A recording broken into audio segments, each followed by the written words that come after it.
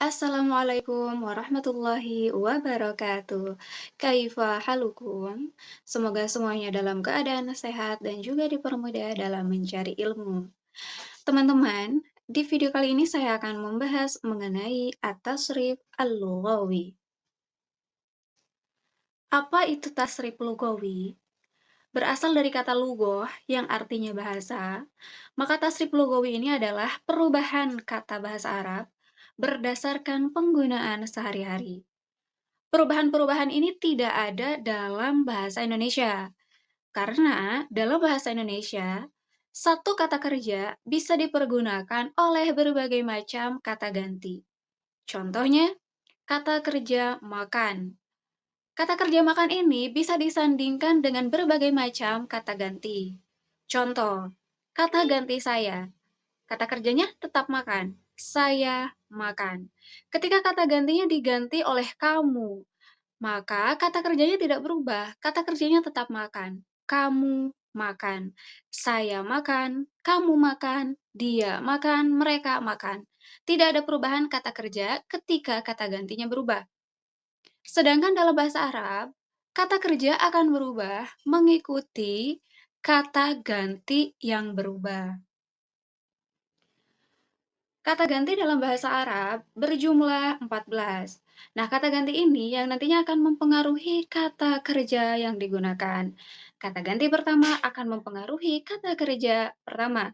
Kata ganti kedua akan mempengaruhi kata kerja berikutnya. Sampai dengan kata ganti ke-14, kata kerja yang dipergunakan juga akan menyesuaikan berdasarkan kata gantinya. Wazan tasrifil madi ini sangat amat identik dengan perubahan huruf terakhir. Jadi pada tasrifil madi huruf pertamanya tidak berubah, yang berubah hanya huruf terakhir saja. Contohnya, kata kataba. Ini dasar. Ada 3 huruf, ada huruf kaf, ta, dan ba. Nah, perubahan-perubahannya nanti akan ada di ujung kata atau di huruf terakhir pada huruf ba. Sedangkan huruf awalnya tidak berubah. Contoh, kataba menjadi kataba. Ada penambahan huruf alif. Berubah lagi menjadi katabu. Ada penambahan huruf wawu dan juga alif. Berubah lagi menjadi katabat. Ada penambahan huruf tak sukun. Berubah lagi menjadi katabna, katabta, katabtuma, katabtum, dan seterusnya sampai 14 jumlahnya. Selanjutnya, saya tampilkan tabel yang memuat domir dan juga perubahan-perubahan fi'il madi yang menyesuaikan dengan domir yang digunakan. Ini terdapat kata ganti orang ketiga dari huwa sampai hunna. Saya sudah sering bilang bahwa kata ganti orang ketiga itu adalah mereka atau dia yang tidak ada dalam obrolan, tidak ikut ngobrol dengan kita, atau yang sedang menjadi bahan atau topik obrolan kita. Ya, atau orang-orang yang tidak secara langsung ngobrol atau berbicara dengan kita. Nah, domir huwa, ya, di sini fi'il madinya adalah kataba. Tidak ada perubahan huruf, ini adalah dasar, tidak ada penambahan. Domir huma, fi'il madinya kataba, ada penambahan alif. Domir hum, fi'il madinya adalah katabu, ada penambahan wawu dan juga alif. Domir hiya, ada penambahan lagi hurufnya yaitu menjadi katabat, penambahan huruf tasukun. Domir huma menjadi kata beta. Ya, ada penambahan huruf ta dan juga alif. Untuk domir huna, ini ada penambahan huruf nun fathah. Ya, nun syakalnya fathah. Katabna. Selanjutnya adalah kata ganti orang kedua atau kata ganti kamu dan kalian. Ya, ini tuh kata ganti orang kedua adalah orang yang secara langsung sedang berbicara dengan kita. Untuk domir anta, fi'il madinya kata beta, domir antuma, kata betuma, antum, kata betum, anti, kata beti, antuma, kata betuma, antunna, kata betunna. Dan tabel yang terakhir adalah kata ganti orang pertama atau kita sebagai pelaku. Bisa saya, bisa juga kami, yaitu untuk banyak orang. Nah, di sini hanya ada 2 domir, yaitu domir ana dan juga domir nahnu. Untuk ana, perubahannya ditambahkan huruf ta, domah, ana kata betul. Untuk domir nahnu, kata benar. Ada penambahan huruf nun dan juga alif fathah. Kemudian saya berikan tabel lengkapnya penggunaan domir yang berjumlah 14 dari huwa sampai nahnu. Kemudian fi'il madi selain kalimat kataba juga saya berikan contoh kalimat jalasa biar teman-teman bisa melihat perubahan-perubahan atau penambahan-penambahan katanya. Untuk domir huwa ya tidak ada perubahan seperti biasa 3 huruf awal jalasa. Untuk domir huma jalasa, hum jalasu, hiya jalasat, huma jalasata, hunna jalasna, anta jalasta, antuma jalastuma, antum jalastum, anti jalasti, antuma jalastuma, antunna jalastunna, ana jalastu, nahnu jalasna. Teman-teman di rumah bisa, belajar atau berlatih menggunakan kalimat yang lain.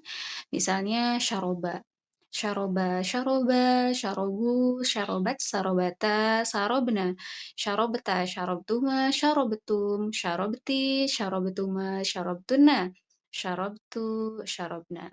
Bisa menggunakan kalimat yang lain kayak akala ataupun, kalimat-kalimat yang lainnya terserah. Teman-teman harus berlatih.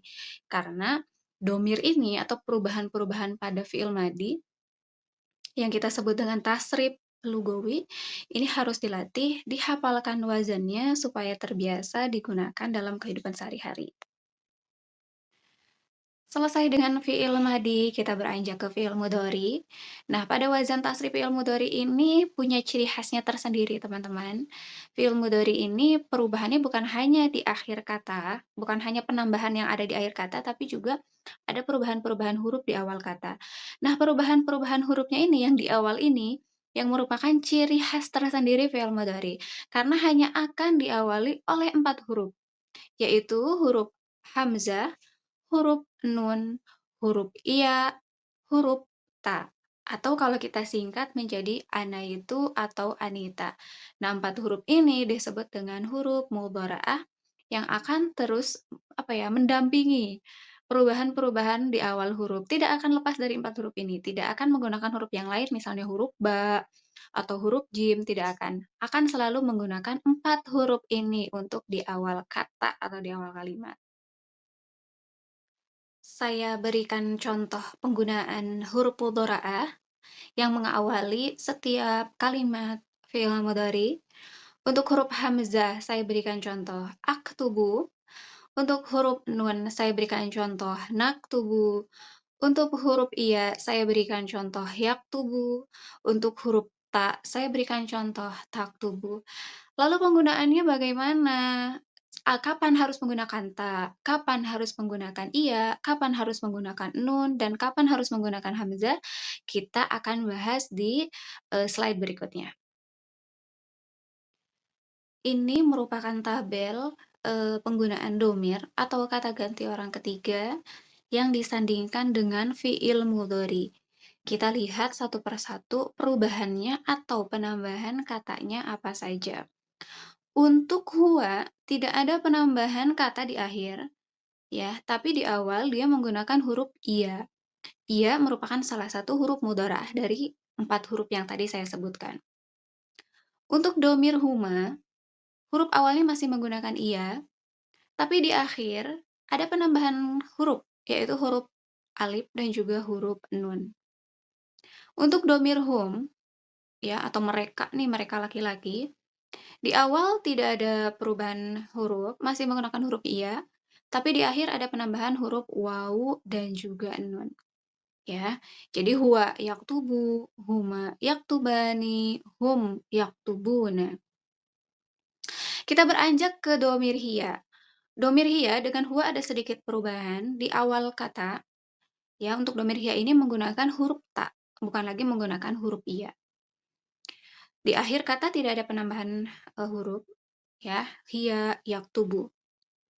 Untuk domir huma, di awal katanya masih menggunakan huruf ta, sama dengan domir hiya, tapi di akhir ada penambahan huruf, alif dan juga nun. Untuk domir hunna, yaitu yaktubna, mohon maaf ada kesalahan penulisan di sini, seharusnya yaktubna bukan taktubna. Kok beda dengan hiya dan huma yang menggunakan ta, tapi hunna ini kembali ke huruf iya?